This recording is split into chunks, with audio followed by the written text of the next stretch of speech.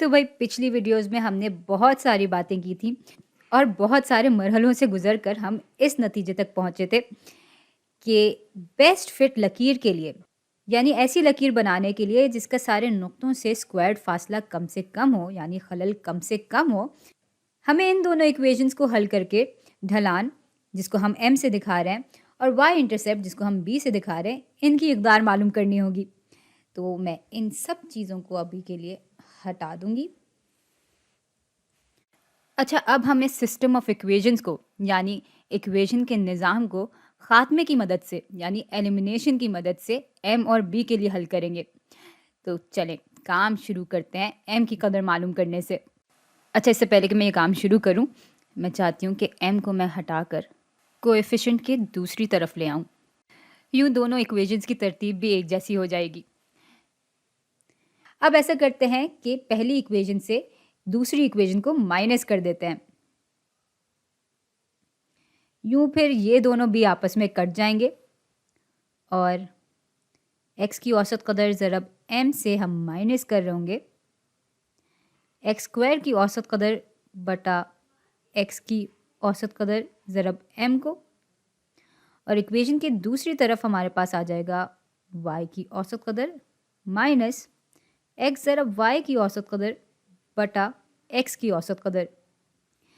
अब यहाँ पर m इन दोनों टर्म्स में एक मुश्तरका आंसर है, तो हम इसको बाहर निकाल लेंगे और ब्रैकेट के अंदर फिर x की औसत कदर माइनस x स्क्वायर की औसत कदर बटा x की औसत कदर आ जाएगी, और ये पूरी चीज़ बराबर होगी y की औसत कदर माइनस x y की औसत कदर ज़रब x की औसत कदर के। अब m को अलग करने के लिए हमें इक्वेशन के दोनों हिस्सों को इस पूरी चीज़ से तकसीम करना होगा। तो यूँ फिर m बराबर आ जाएगा y की औसत कदर माइनस एक्स वाई की औसत कदर बटा x की औसत कदर, और इस पूरी चीज़ को हम तकसीम कर रहे होंगे x की औसत कदर माइनस एक्स स्क्वायर की औसत कदर बटा x की औसत कदर से। अच्छा, अब ऐसा करते हैं कि इस पूरी चीज़ को सुलझा लेते हैं। तो इन दोनों को ज़रा मैं एक फ्रैक्शन की सूरत में ले आती हूँ। तो यहाँ पर फिर इस फ्रैक्शन का डिनोमिनेटर, यानी इस फ्रैक्शन का निचला हिस्सा बराबर हो जाएगा x की औसत कदर के। x की औसत कदर ज़रब y की औसत कदर बराबर आ जाएगी x की औसत कदर ज़रब y की औसत कदर के। x की औसत कदर से जब हम इस पूरे फ्रैक्शन को ज़रब देंगे तो हमारे पास मनफी x ज़रब y की औसत कदर आ जाएगी, और इस पूरी चीज़ को फिर हम तकसीम कर रहे होंगे इससे, और इसको भी सुलझा ही लेते हैं। तो भाई इसके फ्रैक्शन का निचला हिस्सा बराबर होगा x की औसत कदर के। x की औसत कदर ज़रब x की औसत कदर बराबर हो जाएगी x की औसत कदर के स्क्वायर के, और इस पूरे फ्रैक्शन को जब हम ज़रब देंगे x की औसत कदर से तो हमारे पास मनफी एक्स स्क्वायर की औसत कदर आ जाएगी।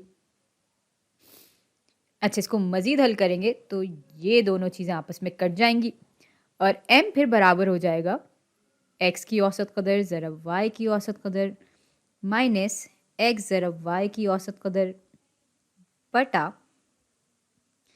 x की औसत कदर का स्क्वायर माइनस एक्स स्क्वायर की औसत कदर के।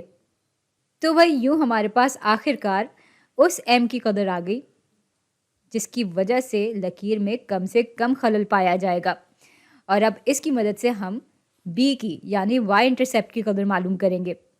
तो चलें जगह बना लेते हैं पहले तो b की कदर मालूम करने के लिए मैं इस इक्वेशन को ले लूँगी जहाँ पर x की औसत कदर ज़रब m जमा b बराबर था y की औसत कदर के। तो b को अलहदा करने के लिए हमें इक्वेशन के दोनों हिस्सों से x की औसत कदर ज़रब m को माइनस करना होगा। यूँ फिर b बराबर आ जाएगा y की औसत कदर माइनस x की औसत कदर ज़रब m के। और भाई m का एक्सप्रेशन हमने यहाँ पर मालूम कर ही लिया है, तो m की जगह हम इस पूरी चीज़ को डाल देंगे। यूँ फिर b बराबर हो जाएगा y की औसत कदर माइनस x की औसत कदर ज़रब y की औसत कदर माइनस x ज़रब y की औसत कदर बटा x की औसत कदर का स्क्वायर माइनस एक्स स्क्वायर की औसत कदर के। और यूं हमारे पास ऐसे y इंटरसेप्ट का फॉर्मूला भी आ गया, जिसकी मदद से हमारे पास एक ऐसी लकीर बन जाएगी जिसमें खलल कम से कम होगा।